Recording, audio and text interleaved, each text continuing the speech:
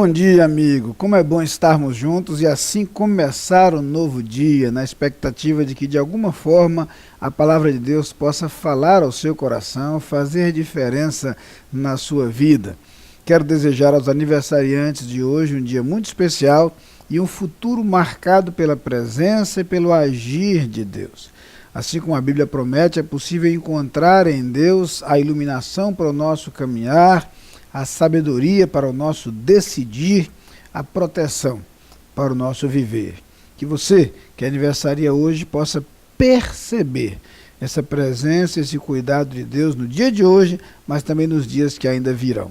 A todos, o convite é que os próximos instantes sejam dedicados à reflexão em torno das Escrituras. Vamos juntos ao livro dos Salmos, que tem sido nosso companheiro em nossos encontros matinais, e mais uma vez estaremos com ele nesse instante. Você é, portanto, nosso convidado. No Salmo de número 85, no versículo 7, nós lemos o seguinte: Mostra-nos, Senhor, a tua misericórdia e concede-nos a tua salvação.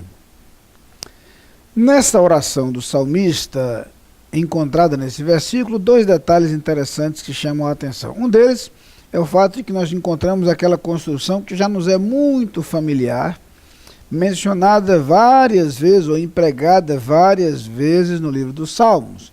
Uma construção dentro do chamado paralelismo hebraico, no caso um paralelismo sinônimo, em que nós temos duas sentenças sobrepostas, em que as duas dizem mais ou menos a mesma coisa e podem ser usadas então como sinônimas. Ele pede ao Senhor que mostre a sua misericórdia e que manifeste a sua salvação.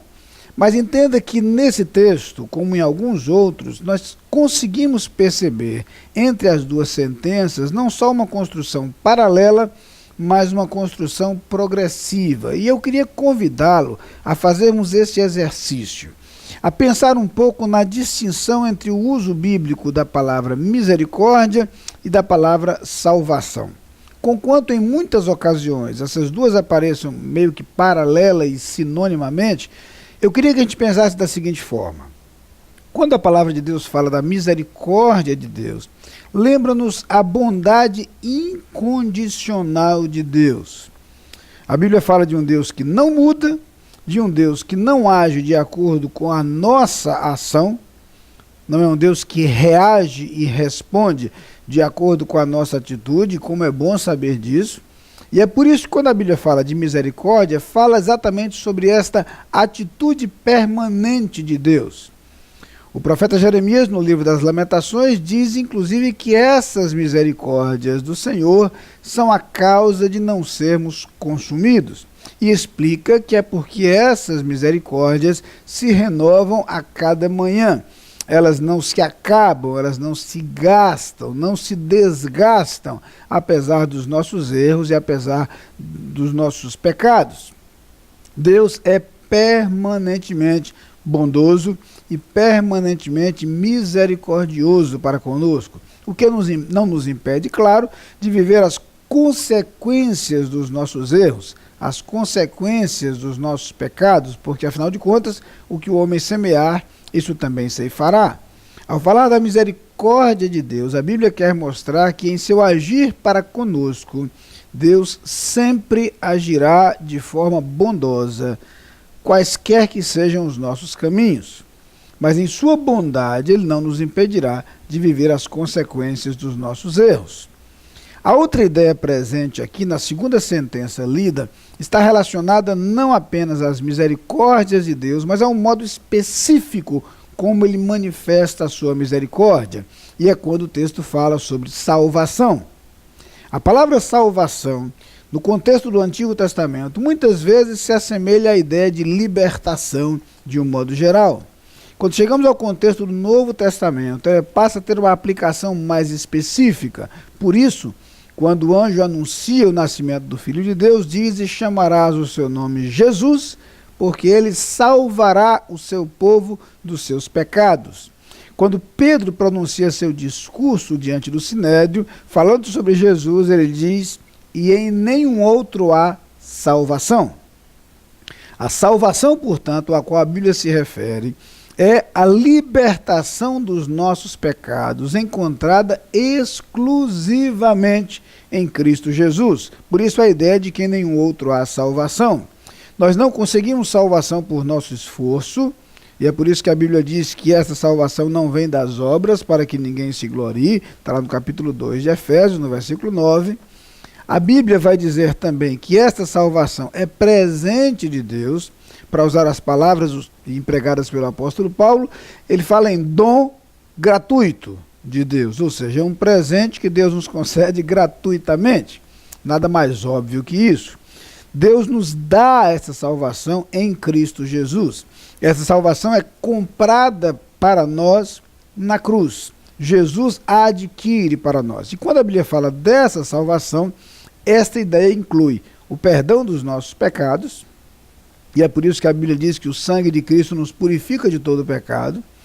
Perdoados dos nossos pecados, nossa relação com Deus é restaurada, e Paulo diz então que justificados mediante a fé temos paz com Deus.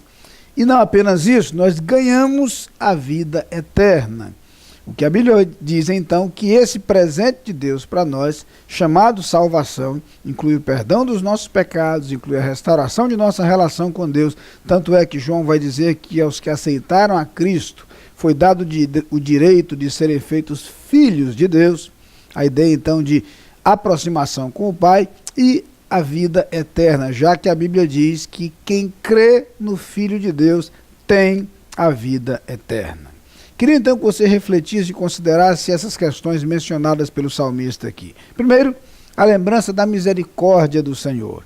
Deus age para conosco de acordo com a sua bondade e não de acordo com os nossos merecimentos. Se dependesse dos nossos méritos, nós estaríamos destruídos, é o que diz Jeremias. As misericórdias do Senhor são a causa de não sermos consumidos. Mas eu queria que você se lembrasse, sobretudo, que a maior manifestação dessa misericórdia de Deus, desse amor de Deus, dessa bondade, é a nossa salvação em Cristo Jesus. É sobre isso que gostaria de orar com você neste momento. Pai querido, muito obrigado pela salvação que há em Cristo Jesus. Muito obrigado porque nele temos os nossos pecados perdoados, nele temos nossa relação contigo restaurada e somos tornados teus filhos. Nele ganhamos como dádiva tua a certeza da vida eterna. Que cada pessoa que nos assiste neste instante experimente das tuas misericórdias e, sobretudo, da tua salvação em Cristo Jesus. É a oração que fazemos em seu nome. Amém.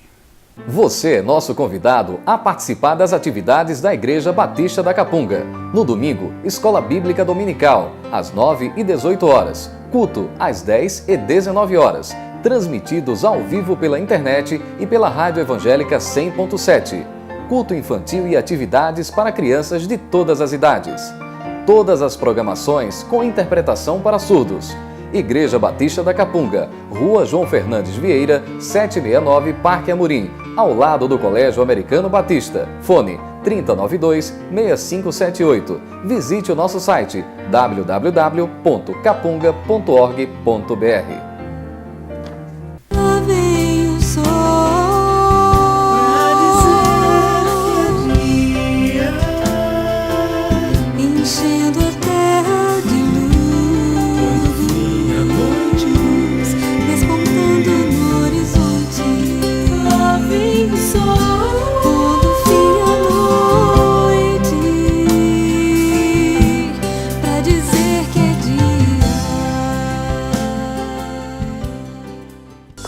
Sabia que a cada dia mais e mais pessoas estão participando do Dia Nacional de Ação de Graças? É uma data muito legal. É comemorada sempre na quarta quinta-feira do mês de novembro. Então por que você não acessa o site açãodegraças.com.br para conhecer?